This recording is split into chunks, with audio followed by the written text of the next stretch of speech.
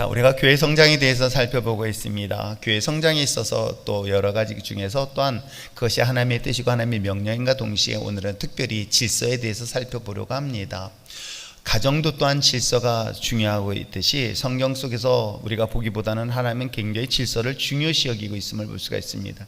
천지창조를 창세기 1장의 천지창조의 사건을 한번 보시기 바랍니다. 세상이 혼돈한 가운데 있을 때 하나님은 그곳에서 무질서를 질서로 만드는 과정을 통해서 첫째 날부터 여섯째 날까지 채우고 또한 만드시고 채우시는 그런 것들을 성경을 통해서 소개를 하고 있죠. 뿐만 아니라 최초의 아담과 하와를 만드시는 과정에서도 분명히 그 과정 속에는 질서를 만드셨습니다. 그렇듯 모든 것이 질서 속에 있듯이 오늘날 교회도 마찬가지고요, 공동체도 마찬가지라고 분명히 기억하시길 바랍니다. 이것이 차별을 의미하는 것은 아닙니다. 여러분, 가정에서의 질서가 남녀 간의 차별을 의미하는 것이 아닙니다. 질서를 지키되 그 질서 속에 서로가 서로에게 소중한 존재를 서로 존중해주고 인정해주는 것, 특별히 교회에서는 목회자와 성도의 그런 권위의 문제가 오늘날 이 시대에도, 아니 오늘 민수기 말씀을 통해서도 분명히 알려주고 있기에 오늘 본문을 통해서 영적 권위에 대하여 한번 살펴보시고요, 또 여러분 안에도 마찬가지 아닙니까? 담임 목사를 중심으로 해서 부교육자도 있습니다. 혹시라도 부교육자가 나이가 어리다고 해서 말 함부로 하지 마시기 바랍니다. 주의 종의 길을 가는 그런 하나님의 사람들이기 때문에 여러분들이 존중해주고, 여러분들이 부족하더라도 함부로 대하지 마시기 바랍니다. 여러분 하나님의 종의 길을 갈 수 있도록 하나님께서 세운 사람이라고 믿고 여러분들이 저와 함께 동일하게 섬겨주시는 것은 그 질서를 지키는 가장 중요한 신앙의 자세이기도 합니다. 때로는 설교가 부족할 수 있습니다. 그런데도 불구하고 여러분은 어떻게 하는지 아십니까? 아멘을 해주시기 바랍니다. 그러면 부교육자가 설교할 때는요, 본인이 설교를 무지하게 잘하는 줄 알고 착각합니다. 착각하는데 중요한 건 자신감을 갖게 되는 것이겠죠. 다듬고 훈련시키는 건 제가 할 겁니다. 걱정하지 마세요. 아시겠어요? 여러분들이 판단하거나 평가하지 마시기 바랍니다. 부교육자들도 각 사역에서는 그 교회 그 부서의 담임 목사라고 제가 얘기를 해줘요. 아동부는 아동부 담임 목사고, 또 청소년부는 청소년부 담임 목사이기도 합니다. 물론 그에 대한 지도는 제가 할 거예요. 저와 저희 부교육자의 관계는 그 안에서도 또 질서가 있는 것처럼, 그러나 성도와 부교육자 관계 속에서도 분명히 그 질서를 스스로 지켜내시기를 부탁드립니다. 아시겠어요? 장로님 부인 되시는 분들도 마찬가지예요. 가끔 제가 이렇게 보면 어느 교회를 가보면 장로들이 부교육자들에 대해 말을 함부로하는 경우가 있어요.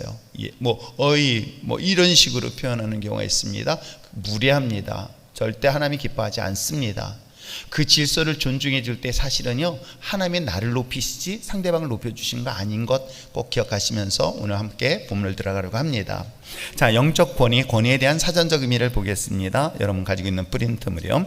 절대적인 것으로 남을 복종시키는 힘, 또는 어떤 분야에서 능히 남이 신뢰할 만한 뛰어난 지식을 또는 기술을 또는 실력을 갖춘 때 그것을 권위라고 표현을 합니다. 사실 권위라는 것은 스스로가 그 정도의 위치가 있었을 때에 그 권위를 존중해 줘야 되는데, 때에 따라서는 우리가 본문에 기록된 것처럼, 우리가 함께 읽은 것처럼 그가 가지고 있는 지식이나 실력이나 기술이 적다 보다 보니까 함부로 대할 때가 있습니다. 그런데 여러분, 직분에 대한 존중함을 지킬 줄 아는 것은 그건 개인의 인격이에요. 제가 순장이 있습니다. 제가 이제 우리 순원들이라든가 이렇게 보면은, 우리 순원들은 제가 그러면 그냥 그 자리에서 제가 욕을 해버리는 스타일이니까 어떻게 해요? 문자를 보냈는데 문자에 답장을 안 하면 제가 바로 혼을 내잖아요. 그렇잖아요. 그러니까 바로 답장을 하십시오. 그런데요, 제가 이 노예에 섬기면서 문자를 보내고 이게 메시지를 보내면, 이거 진짜 답장을 안 하면요, 꼭 무시당한다는 느낌이 종종 들어요. 아시겠어요? 이런 마음이 생기는 거는 제가 꼰대? 늙어서 그런 것만은 아닐 거예요. 그래서 제가 물어봐요. 왜 답장을 안 하냐? 부교육자들한테 물어봐요. 부교육자들한테 물어보면은 요즘 젊은 사람들의 세대에 대해서 이야기를 잠깐만 해주긴 하지만, 그럼에도 불구하고 때에 따라서는 여러분들의 순원과의 관계도 그 안에서도 질서가 있다는 것 잊지 마시길 바랍니다. 그리고 또 순장들 중에서는 그래요. 답장을 보내도 이건 표현도 안 하고 답장도 안 하고 무시당할 때, 여러분 그 무시당하는 것은 잘 기억하세요. 저는 제가 이렇게 목회를 보면서 저도 참 많이 무시당한 적도 있었어요. 자존심 상할 정도로. 그런데 그것에 대하여 내가 그 사람을 미워하는 마음을 생기면 나는 거의 영적 싸움에 져요. 리더는 그 부분에 대해서는 반드시 그런 부분을까지도 수용할 줄 알고요, 억울하고 미워하는 마음은 갖지 마시기 바랍니다. 그건 하나님이 판단하실 문제니까. 그런데 정반대로 그렇게 무례하게 행동하는 것은 누가? 하나님이 판단을 하세요. 이게 더 무서운 것입니다. 그래서 그 질서를 여러분 스스로 지킬 때 놀랍게도 그 질서에 맞게끔 자신도 그런 존중함을 받게 되어 있습니다. 자신이 뿌린 것에 대한 씨앗을 거두는 원리도 바로 여기에 있겠죠. 분명 우리가 권위하면 그 사람이 존경을 받을 만한 위치, 그만한 실력과 그런 능력이 있었을 때 그것을 권위라고 이야기하지만 성경적인 원리는 사실 그렇지는 않아요. 성경에서 말하고 있는 그 권위는 하나님이 부여하신 것이기 때문에, 왜? 세상에 가지고 있는 권위와 하나님이 주신 권위는 사실 차이가 있습니다. 아시겠어요? 그래서 우리는 영적인 하나님 믿음의 자녀이기 때문에 그 영적인 권위에 대하여 좀 더 집중해서 오늘 본문을 들어가려고 합니다. 왜요? 두 번째, 성경에 등장하는 권위에 대해서 한번 보시기 바랍니다. 한번 읽어볼까요? 읽겠습니다. 시작. 엑수시아라는 말은 하나님께서 예수 그리스도와 그의 자녀에게 부여하신 영적인 권세를 나타내는 말입니다. 성경에선 이 말이 죄를 사하는 권세, 귀신을 제어하는 권세, 하나님의 자녀가 되는 특권, 시민을 통치하는 자의 권세, 부부간의 권리나 의무, 사도의 특권, 그리스도의 우주적인 왕권 등으로 다양하게 사용되어지고 있습니다. 그렇습니다. 성경에서 이야기하는 엑수시아라는 이 단어, 그 권위라는 것은 오늘 우리가 함께 읽었던 것처럼 다양하게 사용되어지고 있는데, 요한복음 1장 12절에 있는 것처럼 영접하는 자 곧 그 이름을 믿는 자, 하나님의 자녀의 뭐예요? 권세, 엑수시아, 여기서 나오는 거예요. 이게 권위라고 얘기하는 거예요. 하나님의 자녀의 권위. 그래서 그 권위를 가지고 내가 가지고 있는 신분상, 내가 가지고 있는 힘으로 본다면 상대방이 저보다 더 강력한 힘을 가진 건 맞아요. 자, 무덤에서 군대 귀신에 들렸던 사람의 힘은 동네 사람들도 감당이 안 됐던 것 아시잖아요. 모든 사람들이 감당이 안 되었던 그 강력한 힘에 사로잡혔던 귀신 들린 자가 예수님이 그 앞에 나타났을 때 그 군대 귀신 들린 그 자가 그 묶고 있는 귀신의 영이 떠날 수 있는 것, 그것이 바로 저와 여러분에게 주는 권세인 거예요. 물론 사단의 권세는 우리보다 힘으로 따져본다면 우리보다 세요. 분명히 셉니다. 우리보다 더 강력한 힘을 갖고 있습니다. 그런데도 불구하고 그들을 제압할 수 있는 권위라는 게 있어요. 힘으로 따져본다면 우리보다 더 힘이 세 보입니다. 세상에서는 힘센 사람이 권위를 내세울 수 있지만 성경의 원리는 다릅니다. 하나님이 주신 질서가 있다는 거예요. 왜요? 사단, 천사, 이 세상의 모든 것들은 하나님의 형상으로 지음받은 존재는 딱 인간밖에 없다는 거예요. 그렇기 때문에 인간만이 하나님의 권위를 위임받은 자이기 때문에 그 위임받은 자녀로서 비록 내가 외모는 왜소해 보고 연약해 보여도 악한 영적 권세를 능히 제압할 뿐만 아니라 세상의 모든 것들을 다스릴 수 있는 권세가 있다 없다? 있다. 이게 바로 권위, 엑수시아를 말하고 있는 것입니다. 이게 바로 여러분의 위치인 거예요. 아시겠죠? 먼저는 여러분의 그런 위치라는 것 기억하시면서 보려고 합니다. 자, 영적 권위의 중요성을 한번 볼까요? 두 번째, 성경은 영적 권위의 출처가 하나님이라는 것을 분명히 기록하고 있습니다. 하나님의 기름 부심을 통해서 이야기를 하고 있습니다. 우리가 접하는 모든 권위는 하나님으로부터 위임받은 것입니다. 요거는 제가 이제 다음 주에 월요일 날 회의할 때 혹시라도 궁금하시면 오시기 바랍니다. 그런데 제가 노회장의 권위로 이 노회를 개회하고 폐회할 수 있는 권한을 위임을 받은 거예요. 그래서 제가 망치를 3번 딱 때려야지만이 개회가 시작되어지고요, 폐회도 마찬가지입니다. 제가 3번의 망치를 때리지 아니한다면 그 회의는 끝나지 않습니다. 어떤 안건에 대하여 가부를 묻고 그것을 결정할 때 그 최종적인 권위는 누구에게요? 저에게 부여합니다. 그건 제가 능력이 아니라 저에게 주어진 타이틀에 맞는 권위를 부여하는 거겠죠. 그건 저와 여러분도 마찬가지라는 거예요. 이런 관점에서 저와 여러분도 하나님께서 위임받았다는 것이 있어요. 무슨 위임? 하나님의 자녀로서의 권세를 위임받았다는 것을 지금 말하고 있는 것입니다. 자, 교회 안에서의 권위뿐만 아니라 세상의 모든 권위도 누구로부터? 하나님으로부터 위임을 받았습니다. 그러므로 위임된 권위는 위임자의 권위를 대표하여 위임자에 의해 보호됩니다. 무슨 말씀인지 아시겠죠? 내가 위임을 받았습니다. 그 위임받은 자를 위임하신 분이 누구예요? 하나님이라는 말이에요. 그러면 하나님이 여러분을 보호하시겠다, 안 보호하시겠다? 보호하신다는 거예요. 제가 누군가의 위임을 받았습니다. 그 사람으로부터 위임을 받았기 때문에 그 사람이 위임을 시킬 수 있는 높은 위치에 있는 사람의 나를 지켜준다는 것과 똑같아요. 그러면 여러분이 이것을 세상의 관점에서 적용해 볼 때 어때요? 우리가 세상에 비굴하거나 타협하지 않는 이유가 여기에 있는 거예요. 세상에 비굴하게 타협할 이유가 없는 이유가 뭐 때문이다? 바로 하나님의 자녀의 권위가 여러분에게 있기 때문인 거예요. 이것을 아주 당당하게 선포하고 외칠 수 있는 여러분 됐으면 참 좋겠어요. 아시겠죠? 이것을 이제 엊그저께 이제 이상선 선교사님이 무슨 얘기를 하다가 저번에 인도네시아 선교 갔었을 때 제가 농담 삼아서 얘기한 걸 꼭 그런 건 잘 기억해요. 어떤 걸 기억했냐면 이번에 한국에 올 일이 있다고 해서 이제 그 사람들하고 한국에 와서 이제 그 크리스천들이죠 와서 이제 제주도에서 할 때 무슨 얘기를 했는지 전 기억이 안 나요. 사실은. 그런데 자기가 비행기 값을 보태준다고 또 얘기를 했대요. 그것은 어떻게 기억해가지고 그래가지고 저한테 조심스럽게 얘기를 하길래 내가 그렇게 얘기했어요. 당당하게 하라고. 당당하게 하라고. 당신이 놀러 가는 게 아니라 하나님을 하겠다는데 뭐 선포하라. 그것을 할 수 있으면 그 사람의 몫이고 안 못하면 뭐 내가 무슨 뭐 구걸하는 건 아니지 않냐. 그러니까 당당하게 해라. 그리고 그것을 통해서 당신이 나를 통해서 받는 축복에 대한 이야기를 해줬어요. 그랬더니 할까요, 안 할까요? 못 하더라고요. 그래서 아무튼 해서 이제 보내주면서 그렇게 얘기했어요. 괜찮다고. 네가 뭐 다른 데 놀러 가는 것도 아니고, 물론 놀러 간다 해서 제가 뭐 하다못해 제가 선교원금 보낼 때 떡을 사 먹든 뭐 하든 나한테 보고하지 말라 그래요. 나한테 보고할 이유는 하나도 없다.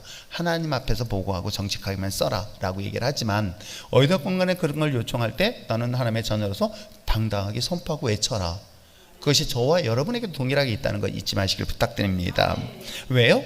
하나님이 우리에게 위임하셨잖아요. 그럼 하나님이 위임하셨다면 누가 지키신다? 하나님이 지켜주신다는 거예요. 자, 이러한 권위의 순종에 의해서 세워지며 그리스도의 몸된 교회에서도 가장 충만하게 잘 나타나야 됩니다. 자, 그런데 이 영적인 권위는 다른 사람을 지배하거나 군림하기 위한 것이 아닙니다. 세상에서는 권위를 어떻게 내세울까요?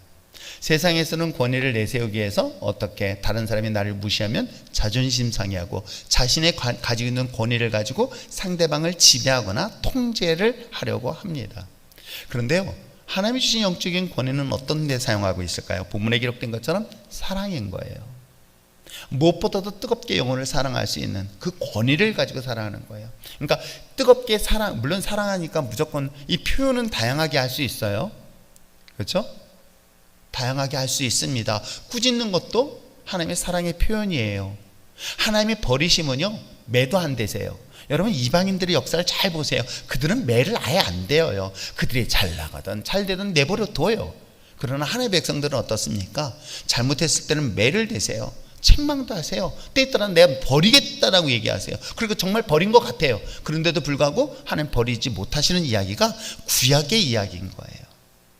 그래서 사랑의 메시지 속에서는 우리가 하나님이 주신 권위를 가지고 우리가 좋은 것만 아니라 때에 따라서는 엄하게 하는 것도 그 안에 사랑이라는 것이 포함될 수 있다. 권위라는 것에 나타나는 특징 중에 하나다. 그러면서 또 하나 뭐예요?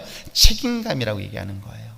그러니까 순장으로선 리더든 여러분들의 직분을 받은 자로서 그 영적인 권위를 가지고 누구보다도 그 영혼을 뜨겁게 사랑해라. 그리고 맡은 직분에 대해서 무엇을 하라? 충성하라. 책임감 있게. 이것은 권위를 가진 사람이 마땅히 해야 될 가장 기본적인 자질의 모습이라는 거예요. 아시겠죠? 자, 권위 아래에 있는 사람은 그 권위에 어떻게 한다? 순종하고 복종하시길 바랍니다. 이게 질서인 거예요. 자, 권위를 가진 자는 사랑하고 나의 주어진 일에 충성하며 책임을 다할 뿐만 아니라 그 권위 아래에 있는 사람은 순종하고 복종하십시오. 네. 그것은 다윗과 사울의 비유를 통해서도 분명히 이야기를 하고 있습니다. 사울의 불의한 권위에 대하여 다윗도 인정하는 걸 볼 수 있어요. 제가 오늘 뉴스를 이렇게 보니까는 어느 부교육자예요. 그래서 우리 부교육자들 내 핸드폰 보면 안 된다.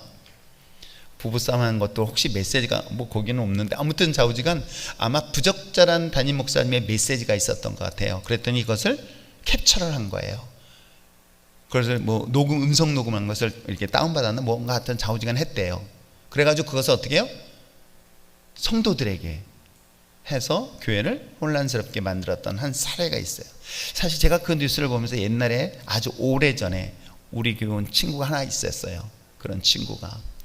그리고 그 친구를 제 후배가 좀 복원 좀 시켜달라고 해서 백석교단에 들어왔고 본 교단에 사실은 있어요. 그런데 이 사실도 사실은 자신의 그 뿌린 것이 돌아오게 되어 있습니다. 그럴 때는 어떻게 해요? 침묵하고 맨 마지막에도 얘기하겠지만 그 본인에게 얘기하고 기도하는 것, 이게 정말 중요한 것 아닐까 생각을 해봅니다. 아시겠죠? 다윗이 사울을 죽일 수 있는 힘이 없어서 죽이지 않은 것 아시죠? 똑같습니다. 영적 세계에 위임된 권위야말로 얼마나 고귀한지 모릅니다. 위임된 권위를 인정하지 않을 때 결국은 자기 영혼이 그에 따라서 손상을 입게 되어 있습니다. 아시겠죠? 자, 그렇다면 영적 권위에 대한 순종을 한번 보시기를 바랍니다. 목회자에 대한 순종하는 이유가 있습니다. 첫 번째,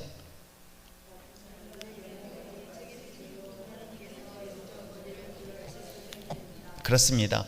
그러니까 저는 이렇게 생각해요. 목회자에 대해서는 하나님의 책망이 여러분보다 크다 적다, 여러분보다 크다 적다, 커요.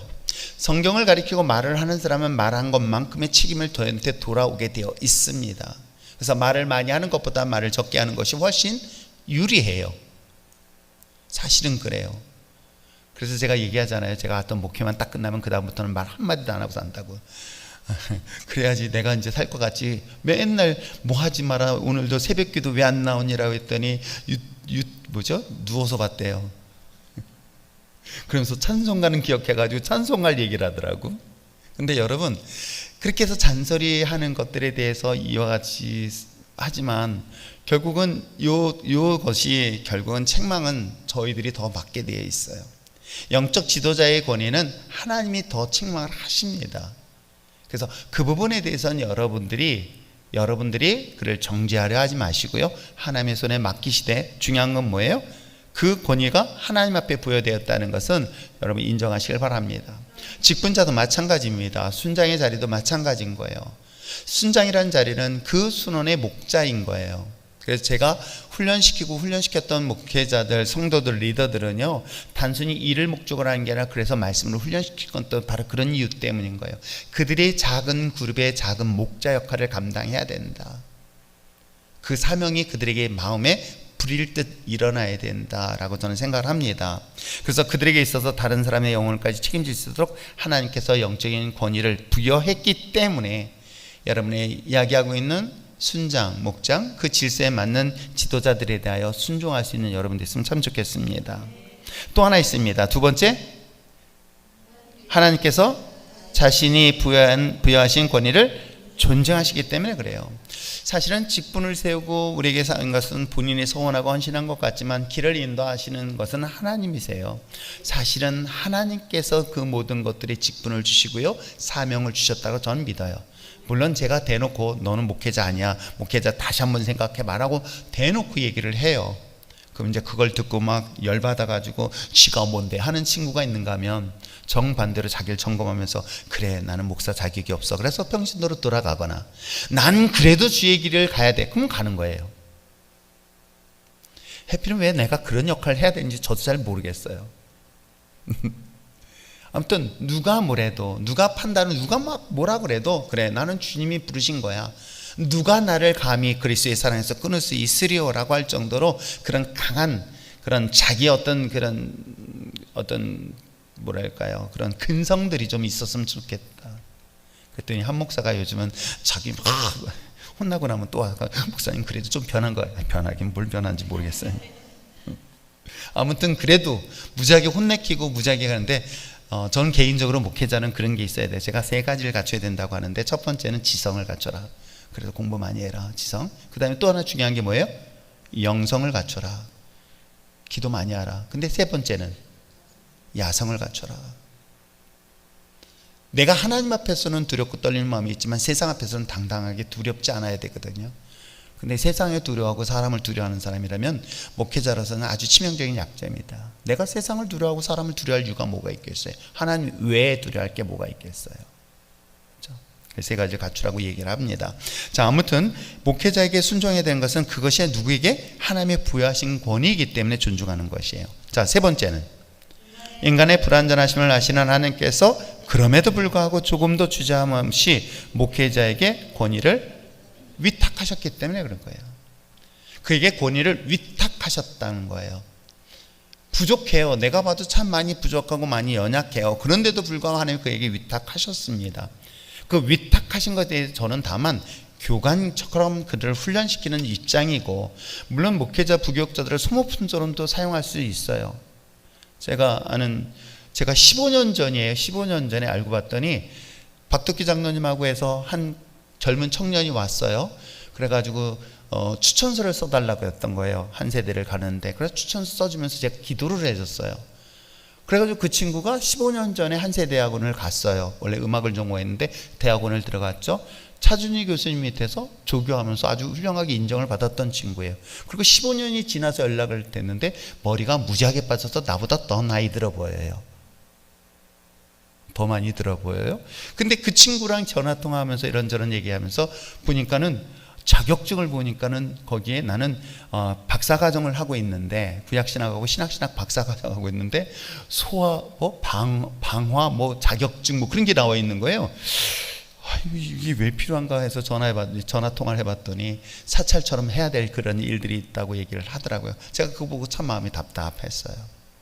자신이 목회자로서 수련의 과정은 물론 여러 가지 필요하다면 하겠지만 말씀으로 훈련되어지고 기도의 영성을 하라고 하는데, 가끔 물론 여러분 부교육자들이 기도할 때 보면 졸더라도 왜 졸지라고 째려보지는 마세요. 피곤하니까. 그렇죠? 그런데도 불구하고 그 목회자들이 하나님께서 기름 부음 받은 종이라 생각하고 여러분들이 불완전하고 연약하지만 하나님께서 위임받고 그를 훈련시키는 과정들이 있으니 그를 위해서 기도를 멈추지 않냐고, 그 말이 설령 이상하다 할지라도 순종해 나갈 수 있는 여러분 됐으면 참 좋겠어요. 아시겠죠? 자, 목회자에게 순종해야 되는 이유는 하나님께서 그에게 영적인 권위를 부여했고, 또 그것이 하나님으로부터 부여된 것뿐만 아니라 어떻게 해요? 하나님께서 이 모든 것들 이걸 다 하시면서도 불구하고 그에게 특별히 위탁하셨다는 이 중요한 사실, 그 사실 때문에 여러분 스피리추얼 리더들에게 순종할 수 있는 여러분 됐으면 참 좋겠습니다. 그렇다면 우리가 그 권위에 대하여 잘못된 권위 아래 있을 때는 또 어떻게 할 것인가? 이따금 우리는 권위자의 태도, 행동이 옳지 못한 상황에 접할 때가 있습니다. 물론 이것이 복음적이고 신앙적이지 않은 것은 심각하게 고민을 해야 될 것입니다. 여기서 이야기하고 있는 것처럼 권위자나 태도에 대한 행동에 대한 이야기보다는 오히려 복음적이지 않은 것, 신앙적이지 않은 것, 부적절한 신앙에 대한 것들을 아마 접근해서 얘기할 것입니다. 그렇죠? 그랬었을 땐 과연 어떻게 할 것인가? 물론 목회자인 제가 완벽하고 완전하기 때문에 이 자리에 서 있는 건 아니에요. 제가 이렇게 돌아보면 하나님께서도 그래도 저에게 참 많은 허물들을 감춰주셨구나. 물론 감춰준 것 다 여러분 다 알더라고요. 오늘도 목사님하고 싸웠나? 다 알더라고요. 목사님과 사모님하고 싸웠나? 따로 앉잖아요. 이렇게 건너편에 앉거나 서로 쳐다도 안 본다 라고 한다면 목사님과 사이가 냉랭해, 이렇게 표현이 다 되고 있어서 이거 참 죄송하긴 한데, 아무튼 하나님의 은혜 가운데 저를 많은 허물을 덮어주신 것은 분명히 맞아요. 그런데도 불구하고 목회자로서 정말 하지 말아야 될 일들이 드러났을 때는 어떻게 할까? 그것을 알게 됐을 땐 여기 첫 번째 어떻게 한다? 먼저 사실 여부를 확인하는 것이 좋습니다. 두 번째는 뭐예요? 평소 권위자를 비판하는 마음이나 잘못된 감정이 있을 때, 여러분 이게 참 중요해요. 제가 이번 코로나19로 인해서 팬데믹 시대에 정말 3년이라는 기간 동안에 여러분은 모르지만요, 정말 저는 하나님께 기도하면서요, 사실은 저는 극단적인 상황까지 대처하면서 기도했어요. 어떻게? 만에 하나라도 정말 이곳에서 예배 드리다가 감염돼서, 최근에 그런 뉴스 많이 있었잖아요. 그렇잖아요. 예배 드리는 가운데 집단 감염이 돼가지고 그것이 문제가 돼서 뉴스에 나왔던 교회들 사례가 많이 있잖아요. 그런데 제가 예배를 절대로 패하지 않냐고, 그래도 예배는 절대로 패할 수 없다라고 외쳤었을 때에 그 가운데 만에 하나라도 교회에 그런 문제가 딱 생기면 어떨까요? 저는 그걸 느껴요. 어떻게 해요? 물론 그걸 놓고 같이 기도해 주는 사람들도 있어요. 많은 분들이 그래요. 근데 다는 그렇지 않다고 느껴지는 거예요. 어떻게? 보자. 어떻게 두는가 보자. 왜? 정치적인 색깔이 더 뚜렷할 때는 그런 문제를 가지고 집요하게 보는 경우가 있습니다. 이게 나라에 마치 대적하는 그런 부류를 이야기를 하고 있기 때문에 저는, 그러나 이건 정치하고 상관없어요. 예배는 어떤 인간도 패할 수 없다라고 저는 확신하고 있어요. 예배 주인은 하나님이세요. 그 하나님이 허락하지 않은 것을 왜 임의로 바꾸시려고 하십니까? 내가 시간을 정하고 장소를 정했다면 그건 끝까지 지켜내야 된다. 그것이 예배의 가치다. 왜? 하나님이 허락하신 그 자리에 끝까지 지켜낸 것은 우리들의 몫인 거예요. 사명인 거예요. 그것을 어느 순간부터가 인간의 기준을 바꾸는 순간, 그건 푸닥거리예요. 그건 예배가 아니에요. 그래서 저는 시간을 정하고 그 시간에 그런데 이런 상황 속에서 어떤 일이 생길까요? 저도 그 생각이 상상을 해봐요. 만에 하나라도 그럴 때, 하나님, 난 그래서 기도했어요. 하나님, 만약에 그렇다면 그 책임 내가 져야 되지 않겠습니까? 그럼 난 목회 그만하겠다. 여러분 몰라서 그렇죠. 저는 3년 동안 그놓고 기도했어요. 만에 하나라도 그런 문제가 생긴다면 저는 목회 그만하겠습니다. 왜? 하나님, 내가 지금 다른 것 하지 않았습니다. 우리 놀러 간 것도 아니고 예배 드리는데 이것이 감염돼서 이게 교회 문제 된다면 이것도 책임지지 못할 하나님이라면 내가 그 하나님을 어떻게 믿으라고 얘기할 수 있겠습니까? 또 그 책임은 누가? 당연히 제가 져야 되겠다라 생각하는 거예요. 그런데 그 모든 사람들이 같은 마음을 갖고 있지는만은 않아요. 왜? 주변 사람들도 그렇게 보잖아요. 어디 보내다 두고 보자. 그러면 이제 무슨 문제가 생기면 비난의 대상이 될 수 있다는 거. 지금 그 얘기를 하고 있는 거예요. 평소에 권위자에 대한 비판적인 마음, 잘못된 감정이 있을 때는요, 문제가 딱 생기면요 바로 드러나게 돼 있어요. 거봐 요정교회가 막 이런 소리 나와요. 아세요? 그렇다면 상황에 대해서 객관성을 잃어버릴 수 있기 때문에 이것은 스스로가 돌아보시길 바랍니다. 그리고 세 번째가 정말 중요해요. 뭐죠? 세 번째, 기도하십시오. 제가 이곳에 서 있을 수 있는 건 여러분의 기도예요. 여러분의 기도가 없다면 저는 이 자리에 있을 수 없어요. 제 장광영 목사님을 굉장히 내가 부러워하는 것 중에 하나가 바로 300명의 기도원 용사예요. 아세요? 집회 나갈 때마다 그 기도실에 모여가지고요, 그 유아실인가 유치부실이었던 것 같아요. 거기서 불 끄고 놓고 막 주여 하면서 기도했던 그 기도 소리를 저는 집사 때 들었어요. 제가 이 사역을 할 때 여러분의 기도 없으면요, 저는 밖에서 감당할 수 없어요. 왜요? 여러분 보기보다도요, 노예 안에서도요, 제가 이 일을 하면서 또 잘 됐으면 좋겠다고 박수 치는 것 같아도요, 의외로요, 실수만 해봐라 하는 사람들도 많아요. 질투하는 사람들도 많고요. 또 저도 영적인 연약함도 있을 수 있으니까 쓰러질 수 있습니다. 그렇다면 저를 위해서 기도할 사람이 누구예요? 여러분인 거예요. 그래서 제가 쓰러지거나 제가 문제가 생기면은 여러분 이렇게 생각하세요. 내가 목사를 위해서 기도하지 못했습니다라고 회개하시기 바랍니다. 3명만 회개하시기 바랍니다. 저는 나라가 잘못됐다고 생각하지 마시고요, 내가 나라를 위해서 기도하지 못한 것을 회개해야 된다고 저는 생각하는 사람 중에 한 사람이에요. 지도자가 잘못됐다고 지적하는 게 중요한 것이 아니라, 난 그러면 그 지도자를 위해서 얼마나 눈물 뿌려 기도했는가를 점검하라는 것을 지금 세 번째 상황에서 얘기하는 거예요. 저는 여러분의 기도가 있어야만이 제가 사역을 할 수가 있는 거예요. 그래서 때에 따라서는 어느 교회에서는 주일날 설교를 위해서 토요일날 중보팀들이 기도 나온대요. 그래서 일부 예배를 드리고요, 또 본 예배 시간에 아래층에 기도실이 있어요. 그 교회도 가본 적이 있었는데 그 기도실에서요, 목사님 설교하는 내내 기도하는 사람들이 있다고. 참 부럽더라고요. 근데 여러분들이 주여 주여 하면은 곤란하니까 있는 인원 한 사람이라도 더 채워야 되겠다는 생각 때문에. 그런데 아무튼 저에게 필요한 건 여러분의 기도예요. 아시겠어요? 정말 여러분의 많은 기도가 필요합니다. 자, 네 번째는 뭐예요? 이 두 가지를 지혜롭게 선택하십시오. 첫 번째 뭐예요? 그의 권위 아래에 있으면서 권위자를 위해 기도한 후 그에게 찾아가 자신의 생각을 나누시기 바랍니다. 내가 혹시 잘못 알았을까라는 것에 대하여 목회자에게 변명할 수 있는 기회를 주는 것도 참 도움이 되더라고요. 그러니까 일방적으로 결정져서 저를 평가할 때는 그것처럼 목회자에게 디프레스 되는 경우 없단 말이에요. 그럴 때 내가 왜 그것을 선택했는지라는 것들을 설명할 수 있는 기회를 만들어 놓는 거예요. 그렇다 공개석상에서는 할 수는 없잖아요. 제가 어떤 일을 결정할 때는 여러 가지 사례들이 있기 때문에 그럴 때는 이해가 되지 않을 때는 물어보는 것도 좋겠다.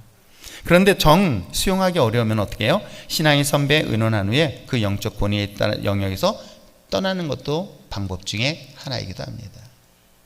그래서 제가 리더들한테 그런 얘기를 해요. 장로님들한테도 그런 얘기를 하고, 제가 만약에 정말 성경적이지 못하고 하나님의 뜻을 거스르면서 인간적인 모습이 보였을 때 저를 위해서 충고하십시오. 직언을 하십시오. 목사님 그러시면 안 됩니다라고 얘기하십시오.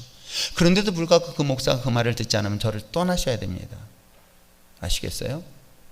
파선하는 선장에 같이 있는 순간 여러분도 같이 죽게 되어 있어요. 내가 사울을 따를 것인가 다윗을 따를 것인가 잘 보시길 바랍니다. 동시대예요. 동시대. 아시겠어요? 동일한 시대 때의 사울을 따르는 인물들과 다윗을 따르는 인물들이 있어요. 그렇다면 여러분들이 분별할 수가 있잖아요. 그렇다면 내가 그 순간 누구를 따라야 될 것인가는 극명합니다. 아시겠어요? 그럼 목회자인 저도 충분히 타락할 가능성은 누구도 예외 없어요. 저라고 안 그러라는 보장이 누가 있겠습니까? 항상 깨어 있겠다고 이야기하면서도 순간 교만에 빠질 수도 있고요. 세상의 욕심에 빠질 수도 있고요. 점점 그러다 보면 뭐예요? 정치에 빠지면 어떻게 해요? 권력에 탐나기 시작할 수도 있잖아요. 아세요? 그거 충분히 빠질 수 있습니다. 명예에 빠질 수도 있어요. 얼마나 명예 빠지기 쉬운지 몰라요. 제가 봐도 그런 것 같아요. 사진 한 장만 찍어도 와 사람들이, 여러분 난 몰랐는데 우리 성도들도 목사님이 TV 나오면 되게 좋아한대. TV 나오는데 왜 좋아하지? 그렇대요. 내가 그거 보고 내가 그러면 일부러라도 TV에 나가야 되나? 라고 생각해 봤습니다만, 여러분 그런 것들이 얼마나 많은 유혹으로 다가오는지 몰라요. 그만큼 목회자는 스스로가 스스로를 점검하면서 하나님 앞에서 겸손하게 서야 되지만, 그럼에도 불구하고 목회자가 그런 쪽으로 치우친다고 한다면 최소한 저와 함께 훈련받았던 사람들은 저에게 직언을 할 수 있어야 되며, 제가 그 말을 듣지 않는다면 여러분은 이 교회를 떠나셔야 됩니다. 아시겠어요? 목회자는 그것을 빨리 분별할 수 있어야 되고요. 자신의 비판에 대하여 그리스도의 사랑이 있는지를 항상 점검하시길 바랍니다. 그러니까 우리가 어떤 일들을 결정하는 데 있어서 제가 여러분들에게 얘기했죠. 판단은 하지 마라. 분별을 하는 게 가장 좋다. 그리고 분별을 하되 여러분들이 그 위치에 있었다면, 예를 들어서 제가 총회를 생각해 봅시다. 총회를 생각해서 제가 총회 정치에 들어가지 않았습니다. 그냥 회원이었을 때는 총회가 잘못되는 것을 가지고 내가 밖에서 비난할 이유가 없어요. 비판할 필요도 없고요. 그런데 제가 이제 실행위원회에 들어갔습니다. 근데 실행위원회에서 회의를 진행합니다. 근데 잘못된 것을 이야기를 하고 있습니다. 잘못된 법을 진행합니다. 그럴 때는 어떻게 될까요? 그건 아니요라고 밖에 할 수가 없는 거예요. 왜? 내가 그 자리에 동의를 한다면, 잘못된 것에 동의한다면 나도 똑같은 사람이 되기 때문에. 그래서 안 나가려고 했다가 이게 저한테는 참 불편한 거예요. 아세요? 그래서 저에게 그런 자리가 있다면 아닌 건 아닌 거라고 분명히 저도 얘기를 해야 된다. 그러나 그렇지 않은 자리에서는 굳이 거기에다가 열을 낼 필요는 사실은 없어요. 그럴 때는 내가 기도하는 것밖에 없겠다. 총회가 바르게 갈 수 있도록. 그렇죠? 교회도 마찬가지입니다. 그러니까 교회가 방향을 어디에 잡고 가느냐라는 게 그만큼 중요한 거예요. 스피리추얼 리더가 어디를 향하여 바라보고 있는가. 그리고 저는 여러분들을 어디로 이끌어야 되는가. 저를 따르라고요? 착각하지 마세요. 저를 왜 따르십니까? 예수님을 따르세요. 저는 예수님을 따를 수 있도록 여러분들이 어떤 역할을 하면 된다? 저는 강아지, 개 역할만 하면 되는 거예요. 그럴 땐 저를 개로 보지는 마세요. 그렇죠? 양떼를 모는 양치기 개에 불과한 거예요. 그래서 여러분들이 다른 길로 가지 못하도록 주님의 길을 갈 수 있도록만 저는 가이드만 해주면 되는 거예요. 왜요?